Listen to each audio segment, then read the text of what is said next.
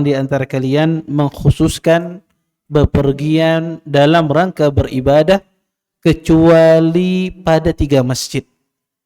Yang pertama Masjidil Haram, dan yang kedua Masjidil Aqsa, dan yang ketiga Masjidi Hadza, yaitu Masjidin Nabawi. Muttafaqun alaih. Hadis ini dikeluarkan oleh Imam Bukhari dan Imam Muslim, dan lafaz hadis ini lafaznya Imam Bukhari rahimahullahu taala. Bapak Ibu ikhwan dan akhwat yang dimuliakan oleh Allah Subhanahu wa taala, hadis ini hadis yang sahih. Hadis ini menjelaskan kepada kita tentang larangan seorang muslim mengkhususkan bepergian dalam rangka beribadah di salah satu tempat di muka bumi ini. Maka tidak ada tempat yang diperbolehkan seorang muslim untuk dia bepergi di sana dalam rangka beribadah di tempat tersebut. Para ulama menjelaskan yang dimaksudkan dengan syaddur rihal, mengkhususkan bepergian dalam rangka beribadah, adalah seorang meyakini tempat tersebut, bangunan tersebut, tanah tersebut memiliki keistimewaan, memiliki keutamaan. Dan ketika dia pergi ke tempat tersebut, ada hal yang dia dapatkan dari sisi pahalanya dilipat gandakan, dari tempat tersebut memiliki keberkahan dan seterusnya. Ini yang dimaksudkan dengan syaddur rihal. Dan perlu digarisbawahi, tidak termasuk syaddur rihal kalau seandainya ada seseorang pergi ke suatu masjid dalam rangka menuntut ilmu. Contoh, saya pergi ke Jawa misalnya, saya pergi ke Surabaya, kemudian di masjid tersebut ada daurah, ada kajian agama, ada daurah syar'iyah, ya. Maka saya pergi, sengaja saya berangkat dari Kalimantan, dari Banjarmasin ke Surabaya dalam rangka menghadiri daurah kajian tersebut. Boleh apa tidak? Boleh. Ini enggak ada masalah. Ini tidak termasuk dalam syaddur rihal. Kenapa? Karena dia hadir ke tempat tersebut bukan karena masjidnya, tetapi dia hadir dalam rangka menuntut ilmu. Maka ini tidak ada masalah, dan ini tidak termasuk dengan syaddur rihal. Tapi yang dimaksudkan dengan syaddur rihal yang dilarang oleh Nabi SAW dalam hadis ini adalah seorang pergi ke masjid tersebut dalam rangka meyakini tempat tersebut memiliki kekhususan, memiliki keistimewaan, memiliki fadilah, bahwasanya dia beribadah di tempat tersebut lebih afdal ketimbang dia beribadah di tempat lain. Ini yang dinamakan makna syaddur rihal, dan ini yang dilarang oleh Nabi sallallahu alaihi wasallam.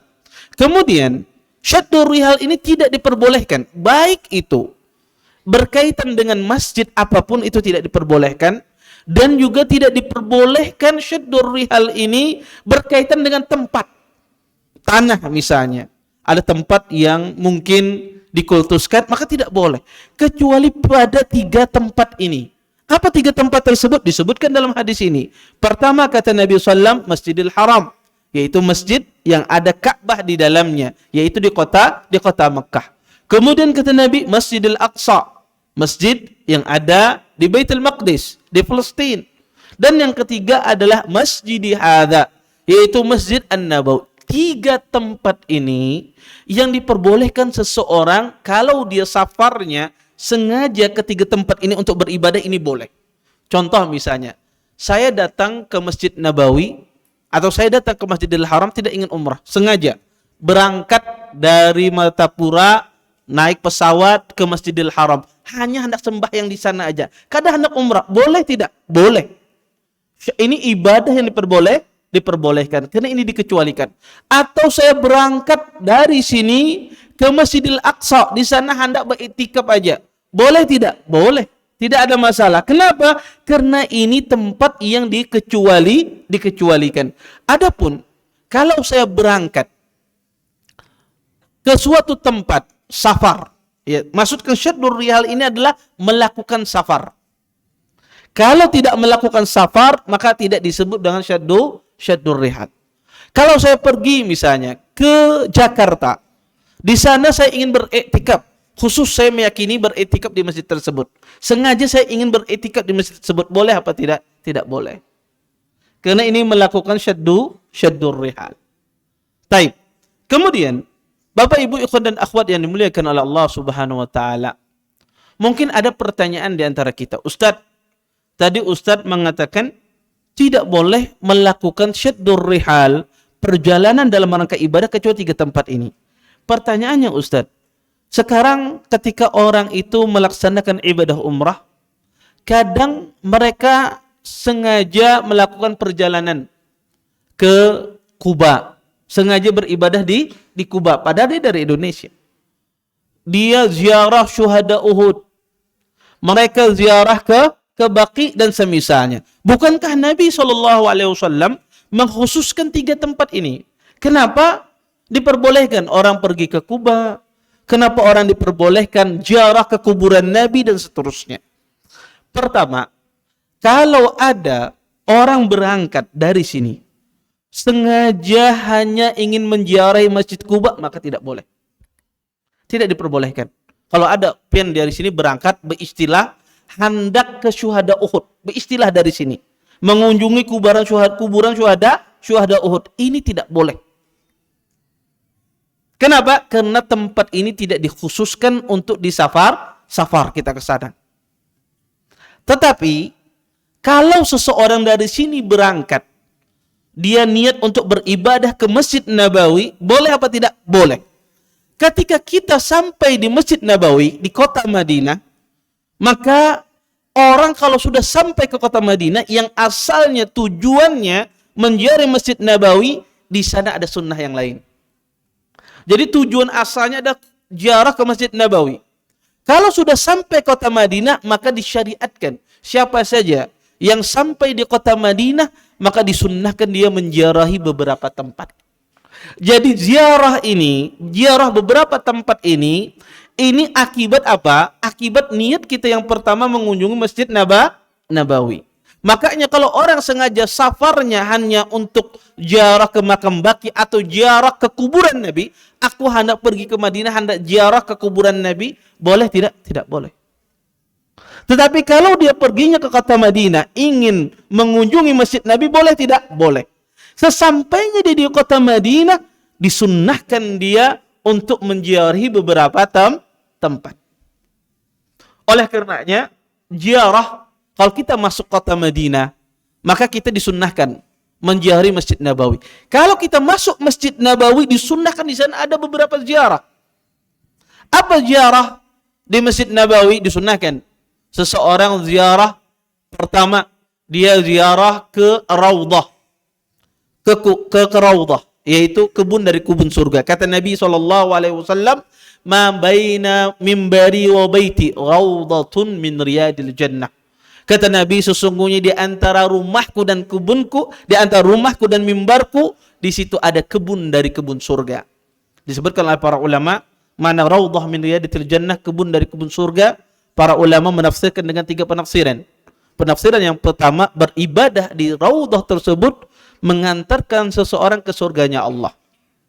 Penafsiran yang kedua, sebagian ulama menafsirkan bahwasanya beribadah di raudhah tersebut seperti seseorang masuk surganya Allah Subhanahu wa taala. Kenapa? Karena di dalamnya terdapat ketenangan, banyaknya orang berzikir di sana, banyaknya orang salat di sana. Dan penafsiran yang ketiga, dan inilah penafsiran yang benar, beribadah di raudhah tersebut, bahwasanya raudhah itu nanti di hari kiamat fisiknya dipindahkan ke surga. Fisik raudhah itu dipindahkan ke surganya Allah Subhanahu wa taala. Maka itu kenapa dia disebut dari kebun-kebun surga. Dan banyak i'tiqad yang salah, keyakinan yang salah di sebagian orang bahwasanya raudhah itu tempat yang mustajab berdoa. Raudhah bukan tempat yang mustajab. Bukan tempat yang mustajab berdoa. Di semua Masjid Nabawi tempatnya sama. Tidak ada raudhah lebih mustajab dari tempat lain. Semuanya sama. Dan sering saya katakan, tidak ada hadis yang sahih menjelaskan tempat yang mustajab. Yang ada adalah waktu yang mustajab. Tidak ada tempat yang mustajab. Yang ada adalah waktu mustajab. Semua hadis berbicara tentang doa-doa mustajab, semuanya berkaitan dengan waktu. Tidak ada yang berkaitan dengan tempat. Semuanya berkaitan dengan waktu. Maka ketika seorang datang ke Masjid Nabawi, disunnahkan dia masuk Masjid Nabawi, ziarah ke Raudhah, salat di sana 2 rakaat. Kemudian yang kedua, disunnahkan ketika dia masuk Masjid Nabawi, dia mengunjungi kuburan Nabi sallallahu alaihi wasallam. Maka disunnahkan kita ketika kita masuk masjid mengunjungi kuburan Nabi SAW. Dia salam kepada Nabi SAW, kemudian salam kepada Abu Bakar, kemudian salam kepada Umar bin Khattab radhiyallahu ta'ala anhu. Karena 2 orang sahabat ini, mereka berdua dikuburkan di samping kuburan Rasulullah sallallahu alaihi wasallam. Kemudian disunnahkan orang itu ziarah ke Baqi, ziarah ke syuhada Uhud dan yang lainnya, ziarah ke Kuba. Maka itu disunnahkan. Kapan hal ini disunnahkan?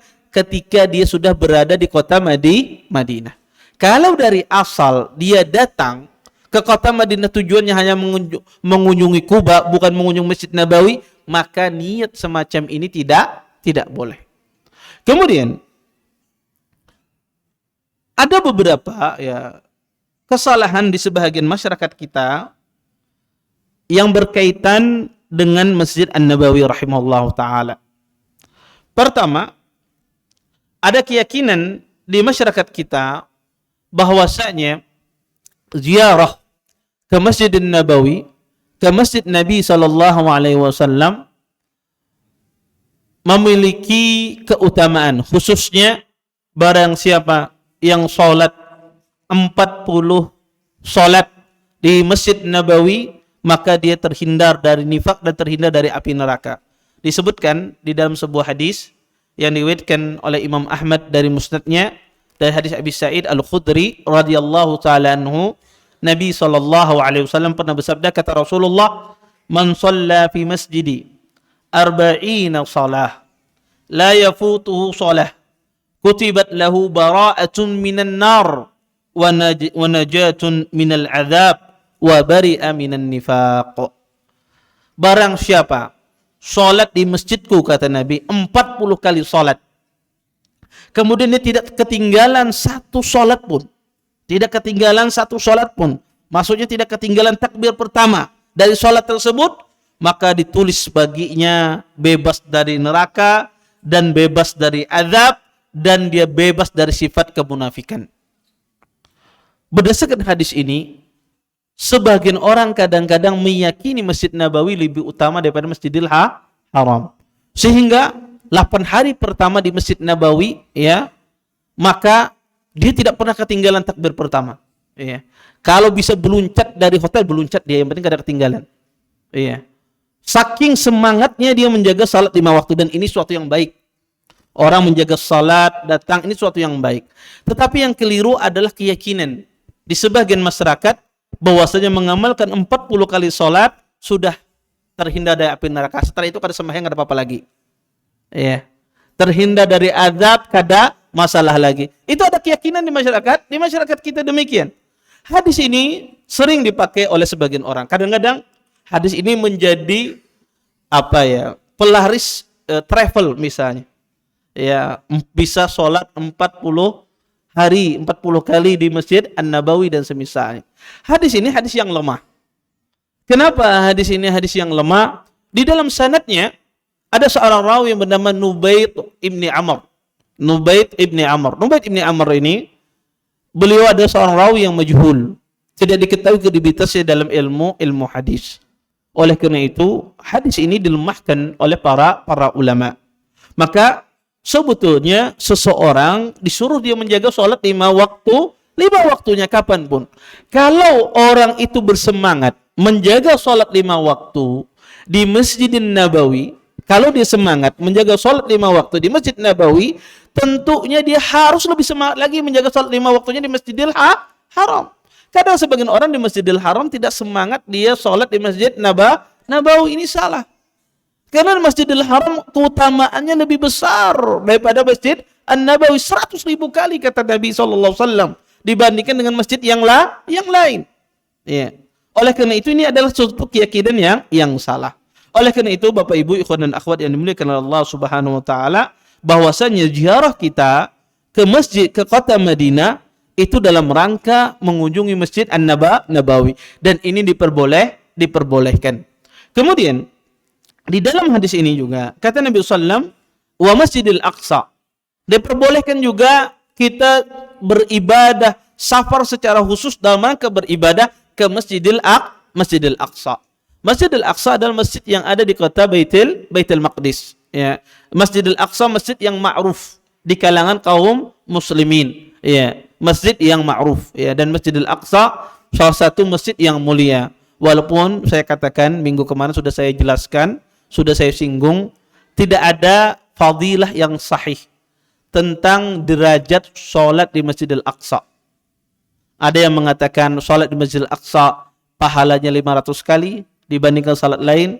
Ada hadis yang mengatakan salat di Masjidil Aqsa pahalanya 250 kali.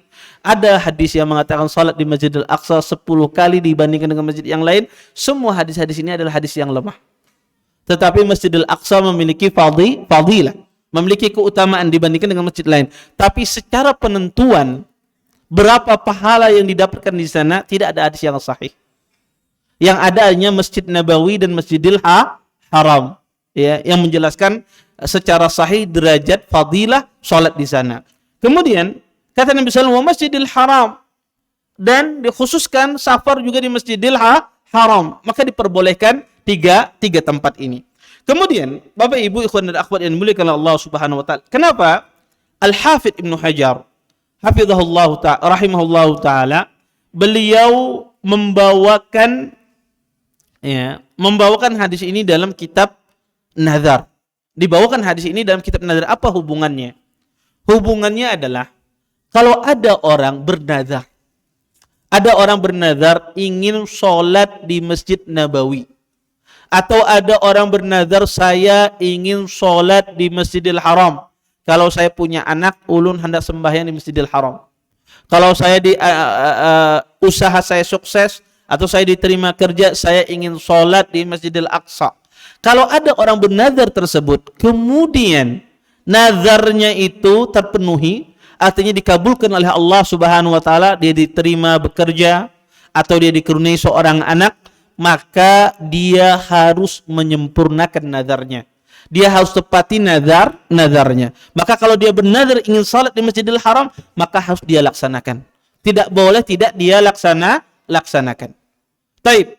Kalau seandainya ada seorang bernazar, kalau ulun dikaruniai anak misalnya, ulun hendak sembahyang di masjid di Jakarta. Ya, ulun hendak beribadah, pergi sholat di masjid tertentu misalnya di Jakarta. Padahal dia orang Banjar. Taib. Atau kalau saya diterima bekerja, saya ingin sholat di masjid yang ada di Mesir misalnya. Taib. Apakah boleh nazar tersebut? Maka jawabannya tidak boleh. Terus bagaimana Ustadz kalau dia bernazar demikian? Kalau dia bernazar demikian, apa yang harus dia lakukan? Maka dia disuruh sholat di masjid di sekitarnya. Sholat di masjid yang ada di sekitarnya itu sama. Ya, kalau seandainya dia bernazar ingin sholat di Mesir misalnya, dan kita tahu beribadah safar ke kota Mesir itu tidak boleh. Ya, dalam rangka beribadah. Ya, maka itu tidak boleh. Maka gantinya apa? Sholat di masjid yang ada di sekitarnya. Maka dia harus melakukan demikian. Kemudian Bapak Ibu ikhwan dan akhwat yang dimuliakan oleh Allah Subhanahu wa taala, dan masjid yang tiga ini, ya tentu masjid yang tiga ini adalah masjid yang memiliki keistimewaan di dalam umat Islam. Dan kenapa masjid ini diistimewakan? Karena masjid ini memiliki kekhususan masing-masing. Masjidil Haram memiliki kekhususan, kemudian Masjidil Aqsa memiliki kekhususan, Masjidil Nabawi ya memiliki kekhususan. Maka ya agama Islam yang mengkhususkan masjid ini. Di antara kekhususan masjid ini adalah diperbolehkan kita beriktikaf di sana. Kalau ada orang ingin beriktikaf di luar tiga masjid ini melakukan safar, maka tidak boleh. Ada orang ingin beriktikaf misalnya di Solo misalnya, sengaja ingin beriktikaf di sana, maka tidak boleh. Karena kata Nabi tidak ada iktikaf kecuali tiga masjid. Tidak ada iktikaf yang boleh dikhususkan untuk safar kecuali tiga masjid. Dan sekali lagi Bapak Ibu harus digarisbawahi, yang dilarang ini adalah safarnya dalam rangka beribadah. Kalau pian dari Banjarbaru datang ke Masjid Syarifah ingin sembahyang, ingin beretikaf, ini tidak ada masalah. Karena ini bukan safar. Atau seseorang misalnya dari Banjarmasin atau dari Berabai pergi ke Masjid Syarifah ingin sembahyang, kenapa? Karena nyaman sembahyang di sana. AC-nya kencang, kada mati-mati lagi misalnya. Ya, dingin ya. Kemudian ingin sembahyang di sini aja. Ulun sembahyang di sini nyaman apa macam. Boleh tidak? Boleh. Tidak ada masalah. Kenapa? Dia tidak meyakini tempat ini memiliki kekhususan dalam beribadah. Ya. Maka dilarang itu ketika terpenuhi dua hal. Niat di dalam hati tempat ini memiliki kekhususan beribadah, dilipat gandakan di sana atau memiliki berkah. Kemudian yang kedua adanya safar. Adanya safar. Ini yang dilarang. Kalau tidak terpenuhi dua unsur ini, maka diperbolehkan seseorang sholat di mana saja. Kemudian Bapak Ibu ikhwan dan akhwat yang dimuliakan Allah Subhanahu wa taala, kita lanjutkan hadis berikutnya. Wa Nabi Sa'id Al-Khudri radhiyallahu taala anhu, anin Nabi sallallahu alaihi an Umar bin Khattab radhiyallahu taala anhu qala, qultu ya Rasulullah, inni nadartu fil jahiliyah an a'takifa laylatan fil masjidil haram. Qal awfi binadrik, muttafaqun alaih. Wa zada al-Bukhari fi riwayatin fa'takafa laylatan. Dari Umar radhiyallahu taala anhu, beliau berkata, saya berkata, wahai Rasulullah, sesungguhnya aku bernazar di masa jahiliyah an a'takifa lailatan fil Masjidil Haram. Saya ingin beriktikaf ya, suatu malam di Masjidil Haram. Kemudian kata Nabi sallallahu alaihi wasallam, aufi binadrik. Kata Nabi sallam, penuhi nazarmu. Muttafaqun alaih. Hadis ini dikeluarkan Bukhari dan Muslim. Wa zadal Bukhari fi riwayatin, dan ada tambahan dari Imam Bukhari dalam satu riwayat, fa'takafa lailatan. Maka Umar bin Khattab pun beliau beriktikaf satu malam. Bapak Ibu, ikhwan dan akhwat yang dimuliakan oleh Allah Subhanahu wa taala, hadis ini hadis yang sahih, dikeluarkan oleh Imam Bukhari dan Imam Muslim. Hadis ini menjelaskan tentang perihal bahwasanya Umar bin Khattab radhiyallahu taala anhu, sebelum beliau masuk Islam, di masa jahiliyah, beliau pernah bernazar ingin iktikaf satu malam di Masjidil Haram. Ini iktikaf yang dilakukan atau nazar yang diucapkan oleh Umar di masa dia belum masuk Islam. Kemudian Umar bertanya kepada Nabi, wahai Rasulullah, saya pernah dulu bernazar di masa jahiliyah semacam ini. Apa yang saya lakukan? Nabi SAW menyuruh Umar bin Khattab untuk memenuhi nazarnya. Bapak Ibu ikhwan dan akhwat yang dimuliakan oleh Allah Subhanahu wa taala, pertama di sini Umar bin Khattab beliau belum masuk Islam. Beliau belum masuk Islam dan beliau niat untuk beriktikaf. Iktikaf itu artinya adalah seseorang berdiam diri di masjid. Walaupun para ulama berselisih tentang berapa lama batasan iktikaf itu. Sebagian ulama mengatakan iktikaf itu walaupun sesaat dia berdiam niat iktikaf, maka itu iktikaf. Sebagian ulama mengatakan iktikaf itu dikatakan orang itu iktikaf minimal 1 hari 1 malam. Ya. Sebagian lagi mengatakan dikatakan iktikaf minimal 1 malam.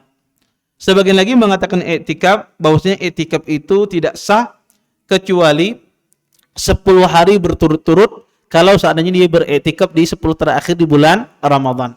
Pendapat yang paling benar di kalangan para ulama adalah iktikaf itu cukup dengan 1 malam. Maka minimal iktikaf itu adalah dengan 1 malam. Ya, maka kalau ada orang beriktikaf 1 malam, maka dikatakan dia sah beriktikafnya.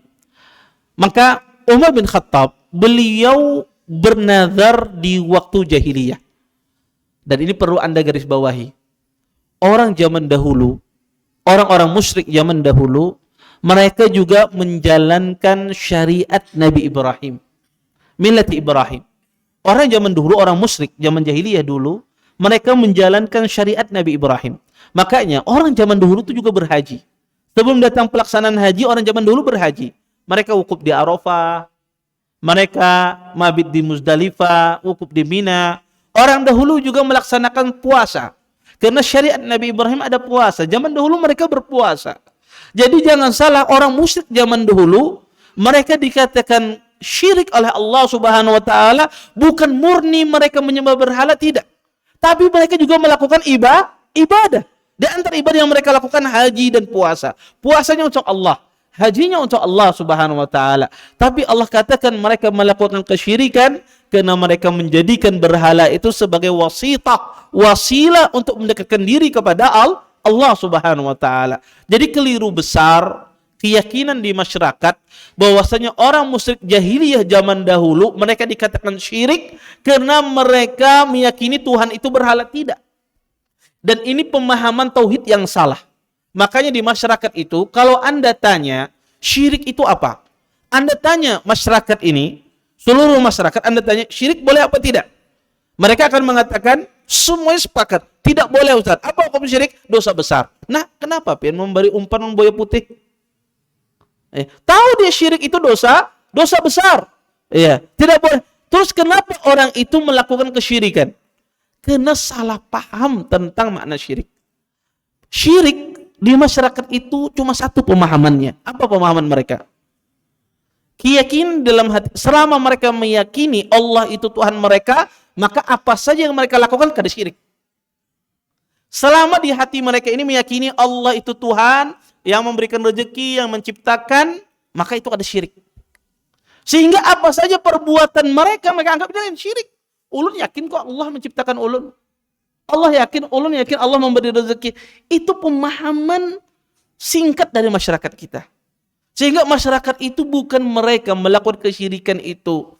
Mereka tidak tidak senang dengan tauhid, tidak.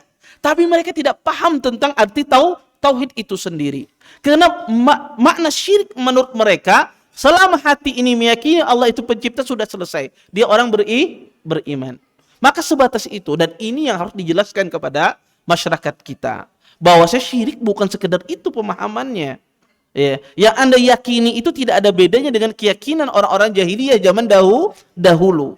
Orang zaman jahiliyah pun dulu meyakini Allah itu pencipta, pemberi rezeki. Tapi syirik di dalam apa? Di dalam perbuatan mereka. Di dalam mereka jadikan ibadah untuk selain Allah Subhanahu wa taala. Maka ini dalil ya. Orang zaman dahulu mereka berpuasa untuk Allah. Mereka berhaji untuk Allah Subhanahu wa taala. Di sini Umar bin Khattab, beliau, wahai Rasulullah, aku ini bernazar di masa jahiliyah. Apa yang harus aku lakukan? Kemudian Nabi SAW menyuruh Umar untuk memenuhi nazarnya. Untuk memenuhi nazarnya. Kata Nabi SAW, "Aufi binadrik." Penuhilah nazarmu.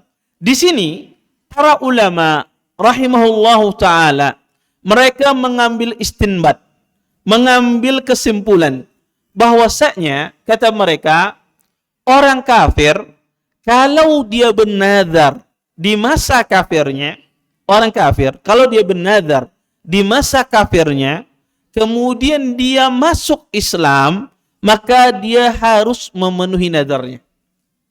Dia harus memenuhi nazarnya. Kalau ada orang kafir, dia sebelum masuk Islam, saya kalau dikasih anak, saya ingin ini, saya ingin bersedekah. Misalnya. Maka ketika dia masuk Islam, maka dia disuruh untuk memenuhi nazarnya tersebut. Para ulama satu-satunya yang disuruh orang kafir memenuhi ibadah dia di waktu dia masa kafir adalah cuma nazar. Adapun sholat yang dia tinggalkan, puasa yang dia tinggalkan selama dia kafir, maka tidak perlu dia qadha. Ya. Ibadah yang dia tinggalkan di masa kafirnya, maka tidak perlu dia qadha. Maka dia disuruh untuk cuma memenuhi nazarnya kalau seandainya dia pernah bernazar di waktu masa kafirnya. Dan dari hadis ini juga Para ulama mengatakan bahwasanya orang-orang kafir itu mukhatabun bi furu'is syariah. Bahwasanya kata para ulama, orang-orang kafir itu mereka diperintahkan sebagaimana diperintahkan orang-orang muslim dalam melaksanakan ibadah. Ulama sepakat, orang kafir itu diperintahkan mereka untuk melaksanakan tauhid. Atau orang kafir itu diperintahkan oleh Allah mukhatabun bi usul syariah. Bahwasanya orang kafir itu dia diperintahkan juga untuk mentauhidkan Allah. Ulama sepakat tidak ada khilaf. Orang kafir diperintahkan dia untuk mentauhidkan Allah. Ketika dia tidak mentauhidkan Allah, dia akan dihukum nanti di hari kiamat kelak akibat dia menyekutukan Allah Subhanahu wa taala. Tetapi ulama berselisih. Apakah orang kafir itu juga mukhatabun bi furu'is syariah? Apakah orang kafir itu juga diperintahkan untuk mengerjakan syariat seperti sholat, seperti puasa, seperti zakat, dan seperti haji, padahal mereka dalam kondisi kafir? Apakah mereka diperintahkan? Dan perlu kita ketahui bersama, ibadah itu tidak mungkin diterima oleh Allah kalau dia tidak masuk Islam. Orang kalau tidak masuk Islam, maka ibadahnya haba'an mansura. Ya, seperti debu bertebangan, tidak diterima oleh Allah Subhanahu wa taala. Tetapi apakah orang kafir itu mukhatabun? Apakah diperintahkan dia juga menjalankan syariat? Terjadi beberapa pendapat di kalangan para ulama. Pendapat para ulama yang pertama, bahwasanya orang kafir itu mereka disuruh menjalankan syariat ini di dunia.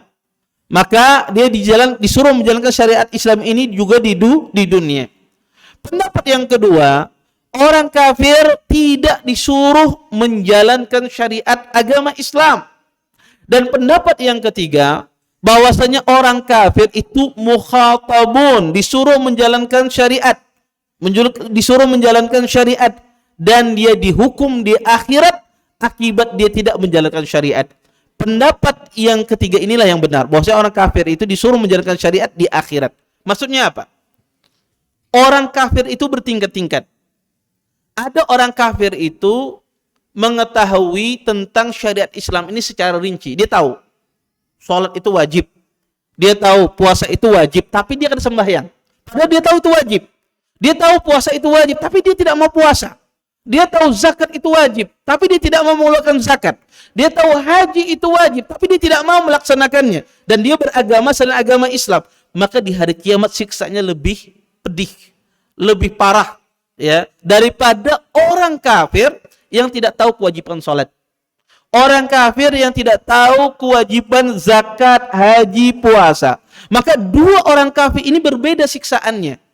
Yang mengetahui syariat Islam secara terperinci, maka dia akan disiksa azabnya lebih syadid, lebih keras dibandingkan dengan orang kafir yang hanya sekedar dia mengetahui Islam tapi tidak mengetahui perinciannya. Maka ini yang dimaksudkan bahwasanya orang kafir itu juga diminta untuk menjalankan syariat agama. Oleh karenanya Bapak Ibu, yang sebagaimana diharamkan bagi orang Islam, maka juga diharamkan bagi orang kafir di dalam agama kita.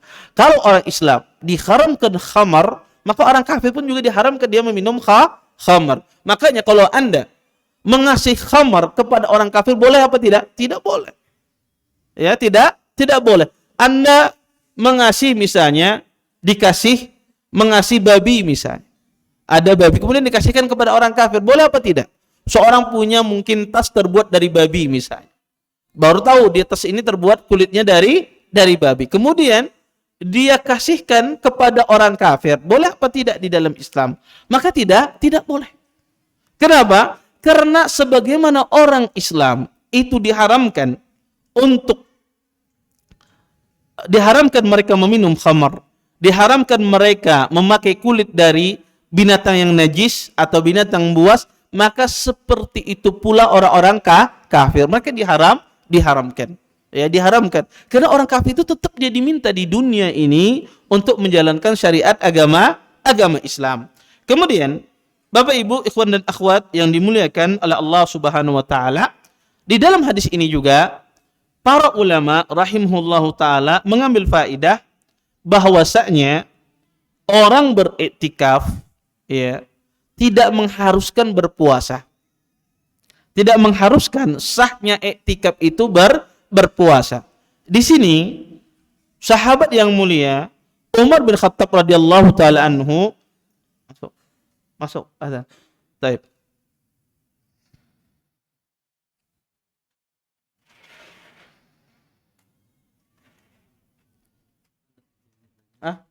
Baik. Bapak Ibu ikhwan dan akhwat yang dimuliakan oleh Allah Subhanahu wa taala, di sini sahabat yang mulia Umar bin Khattab radhiyallahu taala anhu, beliau niat beriktikaf. Tetapi di sini beliau disuruh oleh Nabi sallallahu alaihi wasallam memenuhi nazar beliau tanpa berpuasa. Sehingga kata para ulama, sah iktikaf seseorang kalau seandainya dia tidak puasa tapi dia beriktikaf, itu sah. Karena bukan syarat sahnya iktikaf itu harus puasa. Makanya kalau ada orang misalnya di bulan Ramadan beisukan kada puasa makannya, ia makan, pas malam timbul semangat beribadah, kayaknya nyaman nah orang bersembahyangan, nyaman nah iktikaf di masjid, akhirnya dia beriktikaf di masjid. Padahal paginya kada puasa. Imam membaca ayat Quran nangis-nangisinya. Ya, dia sah tidak iktikafnya? Sah. Esoknya kada puasa pulang Ustaz. Ya. Sah apa tidak iktikafnya? Sah. Karena tidak mengharuskan, syaratnya iktikaf itu, sahnya iktikaf itu adalah dengan puasa. Walaupun ada pendapat para ulama demikian, ada hadis tentang menjelaskan tidak ada iktikaf kecuali dalam puasa, tetapi hadis ini adalah hadis yang tidak sahih. Sehingga ulama mengatakan bahwasanya iktikaf itu tidak mengharuskan puasa. Kemudian Bapak Ibu ikhwan dan akhwat yang dimuliakan oleh Allah Subhanahu wa taala, kalau orang tersebut beriktikaf di Masjidil Haram, dia bernazar ingin beriktikaf di Masjidil Haram, maka harus dia penuhi nazarnya, iktikafnya di Masjidil Haram. Kalau dia beriktikaf di Masjid Nabawi, baik. Bapak Ibu ikhwan dan akhwat yang dimuliakan oleh Allah Subhanahu wa taala, kita lanjutkan sedikit lagi tentang permasalahan hadis ini. Kalau ada orang beriktikaf di Masjid Nabawi, di masa jahiliyahnya dia ingin beriktikaf di Masjid Nabawi, maka harus dia laksanakan ketika dia masuk Islam. Tapi apakah boleh diganti iktikaf itu di masjid lain? Maka boleh diganti di masjid yang lebih afdal. Saya misalnya ingin beriktikaf di Masjid Baitul Maqdis, di Masjidil Aqsa. Kemudian orang ini masuk Islam. Kemudian dia ganti iktikafnya di Masjid Nabawi. Boleh tidak? Boleh. Karena Masjid Nabawi lebih utama daripada Masjidil Aqsa. Maka iktikaf itu boleh diganti dengan sesuatu yang lebih afdal. Maka kalau dia ganti iktikafnya dengan sesuatu yang lebih afdal, maka itu diperbolehkan. Sama seperti seseorang misalnya ingin beriktikaf di masjid di sini. Kemudian dia ganti iktikafnya beriktikaf di Masjidil Haram, maka tentu itu yang terbaik, itu yang lebih utama. Tidak ada masalah. Iktikaf itu kalau diganti dengan yang lebih baik, nazar itu diganti dengan yang lebih baik, maka itu tidak mengapa. Wallahu a'lam. Mungkin ini yang bisa ulun sampaikan, mudah-mudahan bermanfaat. Mungkin sisa waktu yang ada kita gunakan tanya jawab. Kalau ada yang bertanya langsung silahkan. Kalau yang angkat tangan silahkan. Kalau tidak, ulun jawab kertas yang masuk. Ada yang bertanya langsung? Enggak.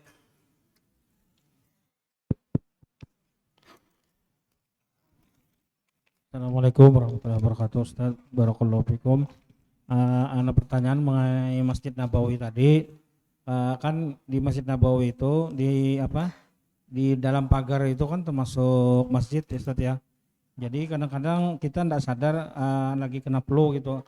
Ada orang meludah atau membuang air dari hidungnya itu kena flu gitu kan.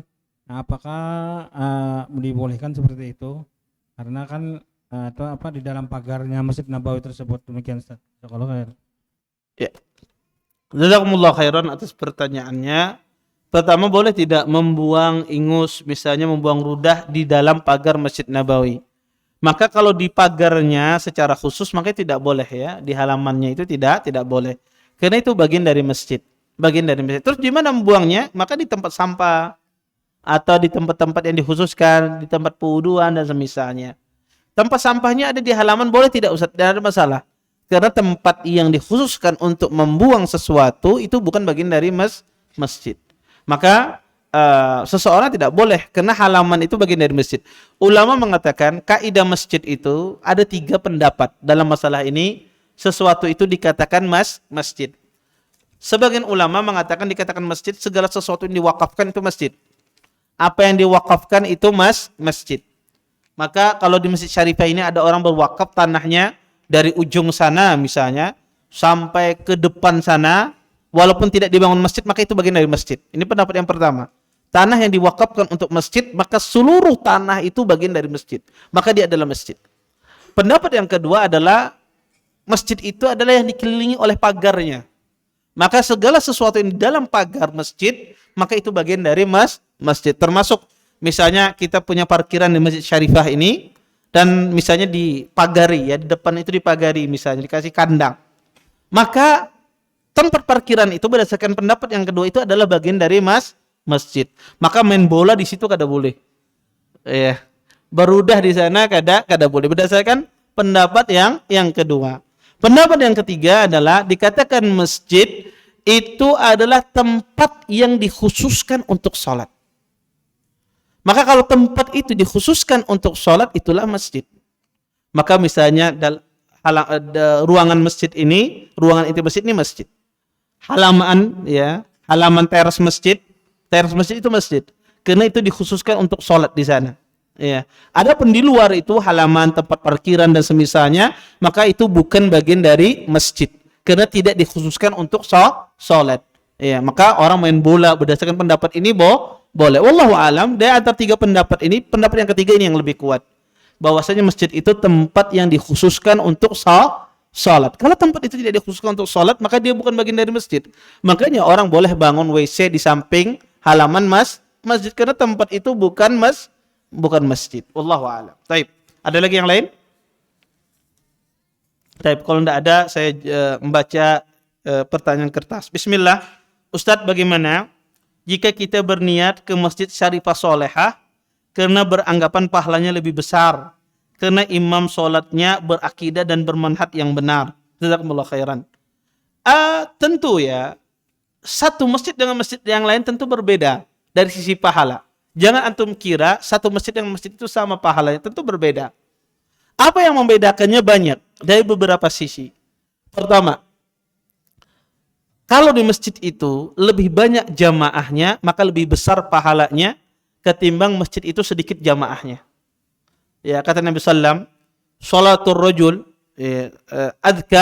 sholatul rajulan adka min sholati fi rajulin wahid. Kata Nabi, sholatnya 2 orang itu lebih besar pahalanya ketimbang sholat dengan satu orang. Iya. Maka semakin banyak, kata Nabi, semakin besar pahalanya. Maka kalau di Masjid Syarifah Sholehah banyak orangnya misalnya, maka itu lebih besar pahalanya dibandingkan dengan masjid misalnya yang sedikit jumlahnya. Ini pertama. Yang kedua, sunnah dalam mencari masjid itu adalah di mana di masjid tersebut ditegakkan sunnah. Kita bisa menegakkan sunnah dalam masjid tersebut.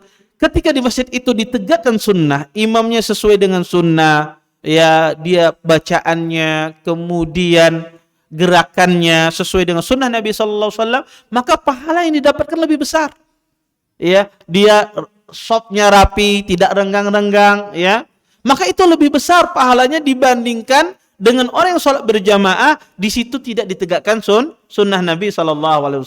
Sehingga setiap masjid itu berbeda-beda dari tingkat pahalanya. Semakin masjid itu mendekati sunnah atau semakin masjid itu banyak di sana ditegakkan sunnah Nabi, maka semakin besar pahalanya. Makanya ulama Ahlussunnah wal Jamaah mereka sangat berhati-hati dalam masalah salat. Maka salat itu salatlah di masjid sunnah.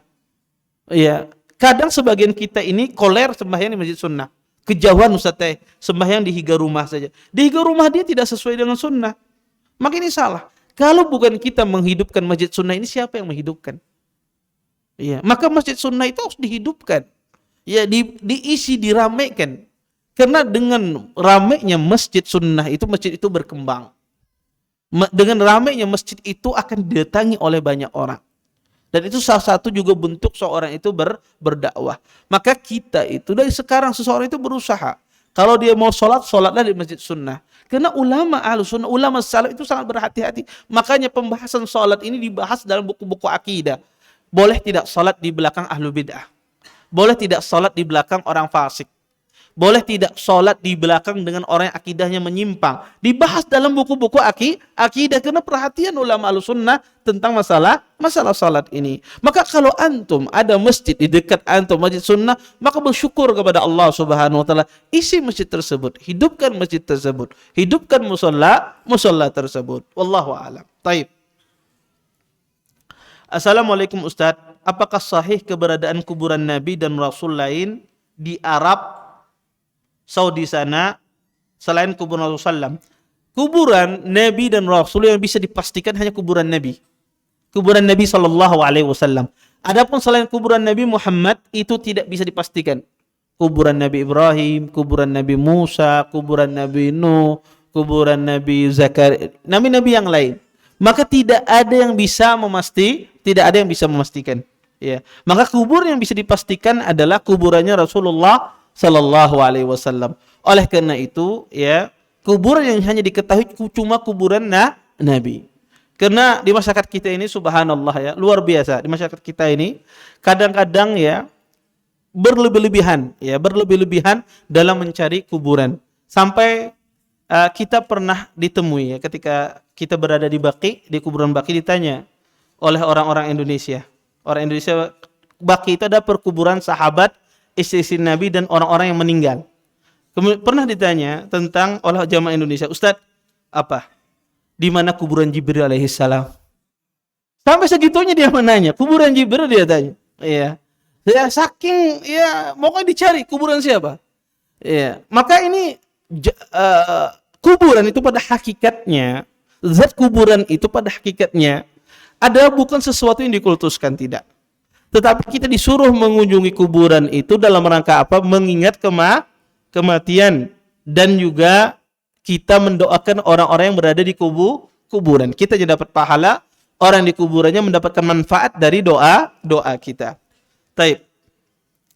Ustadz, mohon dijelaskan maksud postingan di status pian. Nah, pas. Tentang perempuan tidak boleh menggunakan jam tangan karena merupakan perhiasan. Iya, tidak boleh wanita itu menggunakan jam tangan karena itu bagian perhiasan. Kata Allah Subhanahu wa taala, "Wala yubdina zinatahunna illa ma dhahara minha." Kata Allah Subhanahu wa taala, janganlah seorang wanita menampakkan perhiasannya kecuali apa yang dia nampak. Para ulama berselisih penafsiran apa yang nampak. Abdullah bin Abbas radhiyallahu taala anhuma menafsirkan penafsiran apa yang ditampakkan, apa yang boleh nampak, beliau menafsirkan wajah dan telapak tangan, walaupun penafsiran ini lemah. Dan ulama sepakat selain wajah dan telapak tangan, maka tidak boleh seseorang menampakkan auratnya dan menampakkan perhiasannya. Maka jam tangan itu terletak di setelah telapak tangan. Maka kada ada orang berjam tangan di sini. Yang ada adalah di telapak. Maka ini adalah bagian dari aurat. Walaupun di atas jilbab, maka tidak boleh. Maka tidak boleh dipakai. Ya, kalau dipakai di hadapan laki-laki yang bukan mahramnya. Ini khusus wanita. Adapun sesama wanita boleh ditampakkan jam tangan. Boleh dia tampakkan jam tangan sesama wanita atau sama mahramnya. Adapun selain mahram tidak boleh seorang wanita memakai tersebut. Kenapa? Jam tangan dahulu sebagai penentu waktu. Orang melihat jam tangan dulu untuk menentukan waktu. Zaman sekarang jam tangan sebagai perhiasan. Ya, binian kalau pakai jam tangan dia terasa lebih muda. Apalagi jam tangannya warnanya hijau. Usianya 70 dia terasa seperti usia 20 tahun. Ya. Kenapa? Karena itu dia merasa perhiasan baginya. Dan dia tampil pede dengan jam tangan tersebut. Ya. Maka itu perhiasan bagi seorang wanita. Maka tidak boleh ditampakkan kecuali selain mahramnya. Tidak boleh ditampakkan kecuali kepada mahramnya. Ya. Kenapa? Karena itu akan membuat fitnah. Laki-laki ini mudah konsletnya. Ya. Laki-laki ini, ya, siapa saja wanita, kalau dia menampakkan perhiasannya, walaupun orang tua pakai jam tangan mungkin ada Mickey Mouse-nya, laki-laki kayaknya sidin mudaan benar. Iya, jam tangannya warnanya pink, pada sidin usianya 70 tahun, 75 tahun. Terfitnah dengan apa? Perhiasan. Makanya dilarang dalam Islam untuk menampakkan. Saya menjelaskan ini 3 sesi saya jelaskan. 3 minggu saya jelaskan tentang masalah aksesoris wanita dari ujung rambut sampai ujung kaki. Apa yang boleh, apa yang tidak boleh. Ada saya jelaskan di Masjid Salman setiap hari Sabtu, itu saya jelaskan dari ujung rambut dan sampai ujung kaki. Wanita pakai topi apa hukumnya? Wanita pakai kacamata ditaruh di atas cadarnya apa hukumnya? Ya. Wanita membolongi hidungnya, dipasang anting di hidungnya apa hukumnya? Tanam rambut apa hukumnya? Ya. Pakai cincin, menampakkan, ada saya jelaskan ya di 3 sesi. Ya, 3 minggu berturut saya jelaskan tentang hal-hal yang dilarang berhias dan berpakaian bagi wanita dan laki-laki secara detail saya jelaskan sampai ke ujung kaki. Ya, wanita pakai tas misalnya, ya tas apa hukumnya wanita membawa tas dan semisal itu saya jelaskan. Di sana bisa dilihat di rekamannya. Taib. Assalamualaikum warahmatullahi wabarakatuh. Semoga Allah merahmati para ulama, guru-guru, ustadz dan tim RGM beserta keluarga dan seluruh umat muslim dimanapun berada. Izin bertanya Ustadz, afwan di luar tema. Kedua orang tua telah wafat dan meninggalkan sebuah rumah beserta perabotannya sebagai warisan untuk 4 bersaudara. Rencananya rumah dan perabotannya akan dijual. Apakah ada kewajiban untuk mengeluarkan zakat setelah rumah dan perabotannya terjual? Misalnya 2,5% dari total penjualan.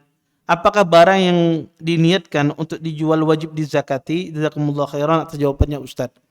Pertama, harta warisan yang berupa rumah dan perabotannya itu tidak ada zakat.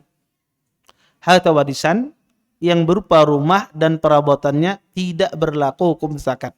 Karena dia bukan komoditi yang wajib dizakati. Ketika rumah itu dijual dan perabotannya itu dijual, dia berubah bentuk menjadi uang. Uang ini kalau mengendap selama 1 tahun, misalnya rumah dan perabotannya dijual 1 M misalnya, 1 miliar. Dibagi ke 4 orang bersaudara laki-laki misalnya. 250 juta, 250 juta, 250 juta masing-masing. 250 juta ini mengendap di rekeningnya dia. Selama 1 tahun, disinilah wajib dia keluarkan zakat. Kenapa? Zakatnya bukan zakat warisan, tapi zakat naqdain, zakat uang, ya harta benda, ya zakat uang. Tapi kalau dia jual, kemudian uangnya dia dapatkan belum sampai 1 tahun dari penjualan tersebut, uangnya habis, tukarkan mobil, sidin kawin misalnya, atau sidin beli rumah lagi dan yang lainnya, habis duitnya. Maka tidak ada kewajiban zakat. Tidak ada kewajiban zakat. Wajib zakat kalau dijual berbentuk uang, uangnya mengendap di tabungan Anda selama 1 tahun, tidak terpakai, maka dikeluarkan zakat. Zakatnya 2,5%. Wallahu a'lam. Assalamualaikum Ustaz. Saya mau bertanya. Saya ada berniat, kemudian ada mengucapkan juga. Kalau ada dananya, saya dan keluarga insya Allah akan umrah. Akhirnya saya ada dana dari hasil menjual rumah. Kemudian ikut biro travel umrah. Qadarullah ternyata uang umrah untuk sekeluarga dibawa kabur orang. Apakah, Masya Allah, ini musibah ya. Apakah kami tetap berangkat umrah dengan dana yang masih ada atau bersabar saja? Pertama, ini beliau mengatakan insya Allah saya akan berangkat umrah. Ini insya Allah tidak termasuk nazar, bukan bagian dari nazar. Karena kalau perkataan semacam ini, kalau ada dananya saya akan keluarga insya Allah akan umrah. Ini bukan bagian dari nazar, ya, karena dia tidak mewajibkan dirinya untuk umrah. Maka insya Allah ini bukan bagian dari nazar. Sehingga pertama tidak wajib bagi beliau untuk melaksanakan ibadah umrah, ya. Apalagi dananya tidak ada. Apalagi kalaupun itu nazar, maka ketika dananya tidak ada, maka dia menunggu, dia bersabar sampai dananya ada. Berarti dananya tidak ada. Kalau dibawa orang kabur, berarti dananya tidak ada. Maka tidak ada kewajiban. Kalau itu seandainya nazar, maka tidak wajib dia memenuhi nazarnya. Kenapa? Karena dananya tidak ada. Dan seseorang tidak boleh dia menjual rumahnya dalam rangka memenuhi nadarnya, tidak. Ya, itu akan menimbulkan mudarat bagi orang tersebut. Maka kalau uangnya ada, ya baru dia laksanakan. Kalau itu nadar, tapi siaknya, sirah, ya ucapan tadi yang saya baca ini, kalau ada dananya saya dan keluarga insya Allah akan umrah, maka ini bukan nadar insya Allah, dan tidak harus dia penuhi. Wallahu a'lam. Bismillah Ustadz, tadi disampaikan bahwa orang yang kafir diperintahkan juga menjalankan syariat. Pertanyaannya, apakah seorang atasan wajib mendakwahi bawahannya yang kafir untuk menjalankan syariat? Dakwah itu hukumnya tidak fardu ain. Dakwah itu hukumnya fardu kifayah.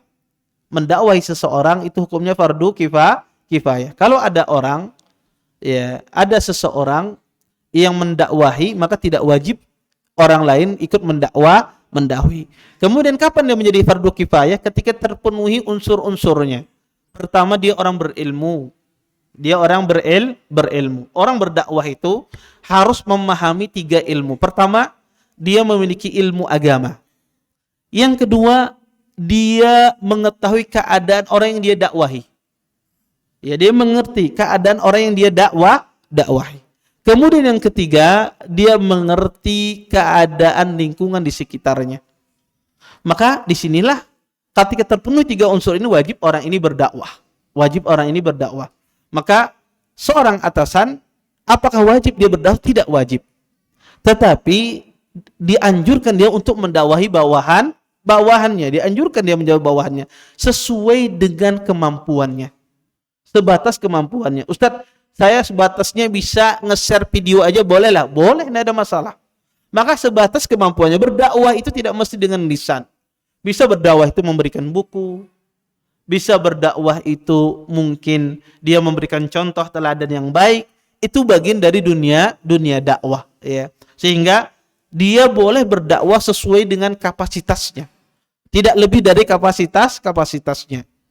Kemudian apabila ada saudara yang murtad, apakah diwajib untuk mendakwahinya kembali, dan siapa yang paling bertanggung jawab atas hal ini? Maka ya kalau ada saudara kita yang murtad, ya, Bapak Ibu ya, wajib kita dakwahi. Ya, orang tua itu wajib dia mendakwahinya. Ya, ini adalah anak. Kalau ada anaknya murtad, wajib dia dakwahi. Dan ini penting ya, karena murtad dan semacam ini ya banyak sekarang ini. Ya, orang keluar dari Islam itu tidak terasa. Makanya kalau saya pernah belajar tentang masalah ateis ya di Saudi ya, ikut seminar ya. Di sana ada menarik pembahasan yang dibahas oleh beliau. Bahwasanya tidak ada, kata beliau, film-film baik itu dari Hollywood dan dari mana, kecuali di situ ada simbol seseorang itu menjadikan orang itu ateis. Menjadikan orang itu keluar dari agama Islam. Iya. Simbol-simbol semacam itu kadang-kadang muncul ketika ada masalah. Dan itu hati-hati. Ya, makanya perlu diawasi anak-anak itu nonton, melihat sesuatu. Karena itu ada lambang-lambang. Masa Ustaz? Itu sangat berpengaruh sekali. Saya kasih contoh. Anda kadang-kadang di HP Anda ini masuk iklan dari simpati, dari apa-apa. Kadang-kadang masuk. Kadang-kadang iklan itu tidak Anda baca. Kadang-kadang iklan itu lewat begitu saja di HP, lewat begitu saja. Tetapi nanti ada suatu masa Anda butuh. Oh, Anda mencari sesuatu, Anda akan ingat. Otak Anda itu akan mengingat, oh dulu ada masuk iklan semacam ini, akan Anda cari. Sama seperti itu. Simbol-simbol semacam itu akan muncul ketika hati manusia terkena fitnah. Ya, ketika hati manusia akan terkena fitnah, dia akan cari hal tersebut. Oleh karenanya ini penting ya, orang itu kadang murtad itu akibat ya dari tontonan. Ya, ini penting ya. Kalau, dan saya sering sekali mengatakan ya, kalau Anda tidak bisa mengontrol di rumah Anda televisi, tidak bisa mengontrol HP, internet dan semisalnya, kada usah betipian, kada usah berinternetan. Kada kawah hidup. Orang bahari kededa internet bisa hidup, bisa berhubungan. Kalau itu menimbulkan mudarat, ya. Kalau itu menimbulkan mudarat, maka orang itu harus perhatian terhadap keluarganya, anaknya, istrinya harus dikontrol. Jangan tidak dikontrol. Suami itu harus kontrol istri dan anaknya. Apa yang dia lihat? Apa kesibukannya sehari-hari harus dia tahu, harus dia mengetahui. Karena zaman sekarang itu luar biasa. Fitnah itu luar biasa. Kadang masuk ke dalam rumah kita. Dulu orang kalau ingin selamat dari fitnah, dia masuk rumah, kunci kamar, selamat dia dari fitnah. Zaman sekarang fitnah itu masuk ke dalam rumah kita. Justru orang yang berada di dalam rumahnya, di dalam kamarnya, justru zaman sekarang berbahaya. Dan jangan biarkan, ya ini, sebab orang banyak murtad. Dan saya didatangi beberapa orang. Anaknya murtad minta tolong sama saya, tolong dakwahi. Saya tidak hanya didatangi satu orang, lebih dari satu orang datang kepada saya. Iya, anaknya murtad. Iya, masuk agama dan agama Islam, keluar dari agama Islam. Iya. Sebabnya apa? Dia menyendiri di kamar. Dia menyendiri di kamar dengan internetnya, sedangkan dia tidak memiliki wawasan agama.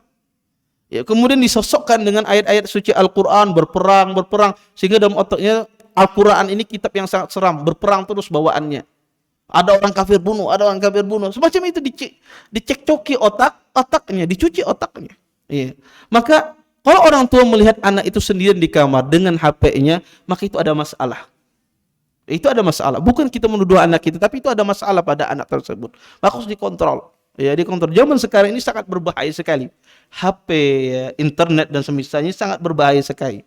Makanya orang tidak bermedsos itu aman hidupnya. Orang kalau nggak bermedsos itu insya Allah dosanya lebih sedikit ketimbang orang yang bermedsos. Ya kalau bermedsos itu antum buka Instagram, pertama kali yang muncul apa? Ya iklan-iklan yang tidak benar kadang-kadang. Ya kadang-kadang kita melihat sesuatu. Buka apa saja kadang-kadang muncul. Inilah pemberitahuan macam-macam. Makanya orang itu kalau tidak bermedsos itu aman. Ya.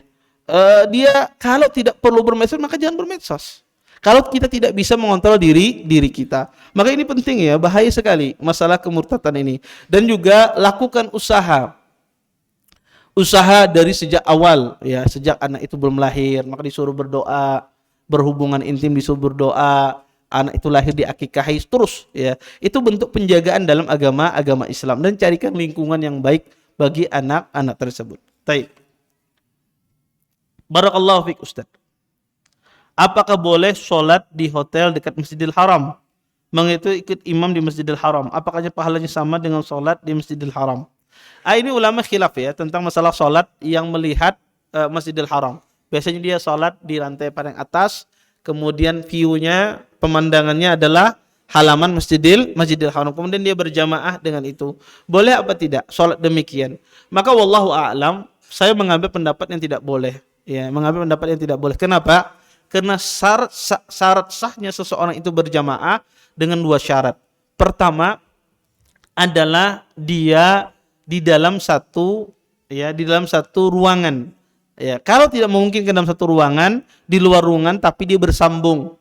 Ya, macam masjid ini penuh ya, kemudian tidak sanggup sholat di luar, di halaman, di teras ya, sampai di jalan, selama itu bersambung tidak ada masalah. Sedangkan ini terputus sopnya. Kemudian kedua, dia bisa memungkinkan mutabah, mengikuti seorang imam. Ya. Adapun orang sholat di hotel itu sopnya tidak tersambung, sopnya terputus, maka ini tidak boleh. Ya, ini tidak boleh. Dan itu tidak ada bedanya. Dia sholat di hotel mana yang sangat jauh, tinggal dia buka televisi, ya siaran live Masjidil Haram dia lihat. Ya, maka sebetulnya tidak ada bedanya dari sisi itunya. Oleh karena itu wallahu a'lam, maka seseorang jangan ya sholat di hotel. Dan sayang kalau ada orang umrah sholatnya di hotel, sayang habis puluhan juta ya cuma sholatnya di hotel, tidak sholat di Masjidil Haram. Wallahu a'lam. Taib, ada lagi yang bertanya? Cukup? Online ada? Iya. Assalamualaikum Ustadz. Umpat Betakun. Bagaimana menjadikan suami betah di rumah? Bulik begawi, stumat di rumah, tulak pulang ke masjid, limbah isya hanyar bulik, apa ada yang salah dengan ulun? Taib. Jazakumullah khair atas pertanyaannya. Sebetulnya beliau yang ditanyakan tadi, lakinya normal saja. Dia begawi, maghrib sembahyang, mendengarkan kajian, isya sembahyang, habis isya balik ke rumah normal aja. Apa yang harus diinginkan? Iya, dia kecuali dia begawinya zuhur, datangnya habis asar. Nah, ini ditanyakan kenapa terlambat. Ya, kenapa terlambat? Kalau dirasa suami tidak betah di rumah, apa yang harus dilakukan oleh seorang istri? Maka seorang istri dia hendaknya memperbaiki. Memperbaiki dari sisi apa? Dari dua hal. Menjadikan suami betah itu diperbaiki dari dua hal. Pertama, dan ini yang paling terpenting, perbaiki dari sisi akhlaknya. Seorang wanita baguskan akhlaknya. Ya, di dalam dia berkhidmat, di dalam dia memuliakan suaminya, di dalam dia memilih kata-kata untuk suaminya, maka baguskan akhlaknya. Maka wanita itu cari ya, sering-sering memuji suami. Karena pria itu, laki-laki, suami itu senangnya suka diambung, suka dipuji. Maka sekali-kali ibu misalnya suami datang dari masjid habis isya, ketika masuk rumah matikan lampunya. Abahnya bertakun, kenapa mah dimatikan lampunya? Cukup wajah pian seperti bulan purnama menerangi rumah ini. Walaupun sidin hirang, wah, ibu minta apa saja, emas, uang langsung dikasih sama suami saat itu. Maka ya pintar-pintar memuji. Makanya kata Nabi SAW, apa kehebatan wanita, kata Nabi? Saya tidak melihat, kata Nabi, seorang wanita itu memiliki kepandaian sampai menghilangkan laki-laki yang cerdas otaknya. Kenapa? Dengan rayuannya. Maka dia memperbaiki akhlaknya dengan demikian, mengatur kata-kata yang indah. Ya, dengan suaminya itu menjadikan sang suami tersebut betah di rumah. Ya, maka akhlak ini diperbaiki. Makanya Umar bin Khattab radhiyallahu taala anhu ditanya bahwasanya manusia, orang cinta sama istrinya itu karena cantik itu cuma sebentar. Wanita kalau sudah dinikahi sudah, orang laki melihat minak bahari belum menikah mina cantik banget, ini kan ada lagi. Hilang cantik itu kalau sudah menikah. Tapi yang menjadikan orang itu betah terhadap istrinya, betah terhadap keluarganya apa? Adalah agamanya, kemudian akhlaknya, sehingga timbul rasa kasih sayang, rasa kasihan, rasa cinta, dan seterusnya. Ini pertama itu yang diperbaiki. Yang kedua adalah seseorang memperbaiki penampilan di hadapan suaminya. Kalau duhuru suami datang menghadapi dengan daster yang biar sobek-sobek anginnya masuk banyak, ya, maka ubah penampilan berpakaian, ya. Ubah penampilan yang bagus di hadapan suami. Kemudian ya, dulu mungkin kurang berdandan, pakai pupur dingin, ganti dengan skincare misalnya. Sehingga suaminya melihat sejuk dipandang oleh suaminya. Itu menjadikan dua hal itu yang dilakukan oleh seorang wanita agar suaminya betah di rumah. Wallahu a'lam. Apakah suami berdosa apabila sering meninggalkan istri di rumah untuk sholat 5 waktu dan bekerja? Apa termasuk tidak memberikan hak istri untuk mempergauli istri dengan baik? Bagaimana hukum suami lebih mencintai pekerjaannya daripada istrinya? Apakah ada yang salah dengan istri atau suaminya yang salah? Pertama ya, seorang suami ya, dia lebih mencintai pekerjaannya dengan istrinya. Ini tentu tidak boleh ya. Allah Subhanahu wa taala memerintahkan kepada para laki-laki untuk berbuat baik kepada istrinya. Wa ashiruhunna bil ma'ruf. Kata Allah, pergaulilah istrimu dengan ma'ruf, dengan yang baik. Maka Allah Subhanahu wa taala mewajibkan, bukan sunnah, tapi diwajibkan oleh Allah seorang suami itu bermuamalah dengan baik. Maka tidak boleh seorang suami itu melakukan perbuatan yang menyakiti hati istrinya, yang menjadikan istrinya bersedih, menjadikan istrinya gundah, maka itu tidak boleh. Terus ya, apakah sang suami dia harus mencintai istrinya? Tidak. Kata orang itu ya, cintai istri tersebut sesuwajar-wajarnya. Ahbib habibaka haunan ma, asa yakuna bagidaka yawmam ma. Cintailah sesuatu itu dengan sewajar-wajarnya. Seorang mencintai istrinya tidak berlebihan, ya, maka cintailah dia sewajar-wajarnya. Maka ada pepatah kata orang itu, cinta itu tidak boleh 100%. Harus di bawah 100%. Kenapa? Agar cinta itu bisa terus berkembang, kata orang. Maka orang mencintai sesuatu itu cintai jangan berlebihan. Maka cintai pekerjaan pun juga jangan berlebihan. Sehingga dia mengalahkan keluarganya, anaknya dia keliru. Keluarga, anak dan seterusnya itu lebih utama daripada pekerjaan kita. Kemudian yang kedua adalah seorang suami harus perhatian terhadap agama istrinya. Sholatnya diperhatikan, karena binian itu, perempuan itu sering lalai dalam sholat. Karena waktu-waktu sholat itu biasanya waktu-waktu padatnya wanita bekerja. Zuhur pas lagi memasak, ya. Asar pas lagi keuyuhan, untuk memasak hendak goreng, ya. Subuh, ya, tadi malam mengurusi anak. Sehingga kadang-kadang apa? Wanita itu pas waktu-waktu sholatnya dia lalai. Seorang suami mengingatkan ya tentang waktu-waktu sholat, diingatkan istrinya, walaupun dia sholat di masjid, ketika pulang ke rumah dia ingatkan, atau sebelum dia pergi ke masjid dia ingatkan tentang istrinya waktu-waktu sholat. Ini penting bagi seorang suami, karena kalau istri itu diingatkan dengan agama, dia akan terjaga. Karena wanita itu mudah lentur dia, ya mudah lemah dia, lembek dia, cepat lembek. Dia apalagi ketika masa-masa dia datang haidnya datang, maka jangan sekali-kali kalau wanita lagi haid itu biasanya penyarikan. Ya. Kenapa? Karena dia jauh dari sholat, jauh dari mengaji, maka sedikit saja pian salah biasanya ya jadi masalahnya besar. Ya, kenapa? Nah, ini penting seorang suami menanamkan nilai-nilai agama pada istri-istrinya. Wallahu a'lam. Baik. Kira cukup ya itu. Satu lagi ada? Apakah sholat menghadap kubur itu haram, Ustadz? Bagaimana kalau dulu pernah melakukannya, sholat tahiyatul kubur? Kalau sholat menghadap kuburan, kalau kuburannya di depannya, itu tidak boleh. Kata Nabi, la tusallu ilal kubur. Janganlah kalian sholat menghadap kuburan. Tapi kalau sholat itu di masjid, yang mana masjid itu di depannya ada kuburannya, ini dilihat di mana posisi kuburannya. Kalau posisi kuburannya, mohon maaf, di Masjid Syarifah misalnya ada kuburan, di halaman SD itu ada kuburannya misalnya, boleh tidak sholat di Masjid Syarifah ini? Boleh, karena halaman SD itu bukan bagian dari masjid. Atau di depan mihrab, iya di depan mihrab, mihrab Masjid Syarifah misalnya ada kuburannya. Kalau di depan mihrab itu tanah itu bukan tanah masjid, kemudian tertutup dengan dinding mihrab, kemudian kita sholat di sana, secara hukum itu boleh. Kenapa? Karena itu bukan bagian dari masjid, tertutup dengan dinding masjid. Tapi kalau terlihat kuburannya, dindingnya pendek dan kita melihat kuburannya, maka para ulama tidak membolehkan. Ya, ini tidak boleh sholat semacam ini. Dan afdalnya adalah kita berusaha ketika kita sholat mencari masjid yang tidak ada kuburannya. Wallahu a'lam. Mungkin yang bisa ulun sampaikan mudah-mudahan bermanfaat. Ulun tutup dengan doa kafaratul majlis. Subhanakallahumma bihamdika asyhadu an la ilaha illa anta astaghfiruka wa atubu ilaik. Assalamualaikum warahmatullahi wabarakatuh.